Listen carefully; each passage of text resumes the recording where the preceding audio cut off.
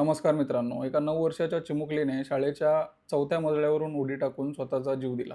आणि कारण असं होतं की तिच्याच वर्गातील काही लोक तिला त्रास देत होते. म्हणजे ते सुद्धा त्याच वयाचे असतील. हे वय असं असतं की यात नक्की काय करावं, कुणाला सांगावं असं कळत नाही. पण एखाद्या लेकराला जर ही वेळ येत असेल याचा अर्थ कुठेतरी आई-वडिलांचं पण चुकतंय असं मला वाटतं. कारण आजकाल आपण असं करतो की आपल्या मुलाला लहानपणापासूनच अशी ट्रेनिंग देतो किंवा आपण असा माइंडसेट ठेवतो की जर आपला मुलगा किंवा मुलगी जास्त शिकली तर ती जास्त पैसे कमवेल आणि या रेसमध्ये आपण त्यांना ढकलून देतो. नाही, शिक्षण देणं वाईट नाहीये, पण त्या शिक्षणासोबत आपण अपेक्षा काय ठेवतोय हे सुद्धा आपण बघायला हवं. कारण आता जे शिक्षण आपण देतोय ते नॉलेज घेण्यासाठी देत नाहीये, तर ती इन्व्हेस्टमेंट म्हणून देतोय आणि त्या छोट्या लेकरांना आपण इन्व्हेस्टमेंट म्हणूनच बघतो. म्हणजे जर माझा मुलगा, माझी मुलगी जास्त शिकली तर तिच्याकडून मला जास्त अपेक्षा आहेत. ती पुढे जाऊन मोठी कलेक्टर होणार, डॉक्टर होणार, या सगळ्या गोष्टी करतो. पण हे सगळं करत असताना फक्त आणि फक्त अभ्यासक्रम लक्षात ठेवून किंवा फक्त मार्क्स लक्षात ठेवून, रँक लक्षात ठेवून चालणार नाही. तर त्यासोबत आपली काही जबाबदारी सुद्धा असते. आपली मुलं जेव्हा शाळेतून येतात तेव्हा त्यांच्या चेहऱ्याकडे बघा, त्यांचा हावभाव बघा, ती कशी आहेत, त्यांना काही त्रास आहे का, त्यांना कसं वाटतंय, शाळेत त्यांना कोणी त्रास देतोय का, या सगळ्या गोष्टींची काळजी घ्या. त्यांना विचारा, त्यांच्यासोबत संवाद साधा, त्यांच्यासोबत बोला.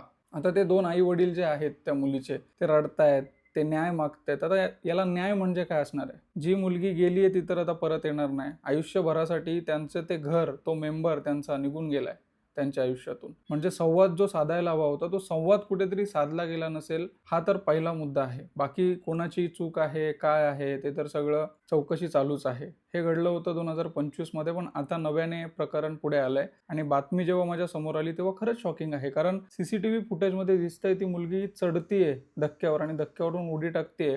इथपर्यंत त्या मुलीची जर मानसिकता तयार झाली होती, याचा अर्थ त्या मुलीचं या संपूर्ण जगात ऐकणारं कोणी नव्हतं असं मला वाटतं. कारण अशीच माणसं पावलं उचलतात ज्यांचं ऐकणारं कोणी नसतं, त्यांना समजवणारं कोणी नसतं. आणि दुःख या गोष्टीचं वाटतं की 9 वर्षाच्या चिमुकलीचं जर तिचे आई-वडील सुद्धा ऐकत नसतील किंवा तिला जर सांगावंसं वाटलं नसेल, याचा अर्थ कुठेतरी आपण सुद्धा चुकतो. हा व्हिडिओ बनवायचं कारणच हे आहे, कारण जर तुम्ही हा व्हिडिओ बघताय आणि आपल्या घरात शाळेत जाणारी मुलं आहेत तर त्यांना विचारा की बाळा, सगळं ठीक आहे ना?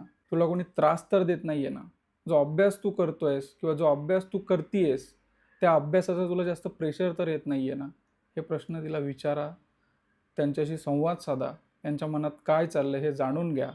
नाहीतर अशीच एखादी घटना आपल्या घरात सुद्धा घडू शकते. काळजी घ्या. भेटूयात पुढच्या व्हिडिओमध्ये.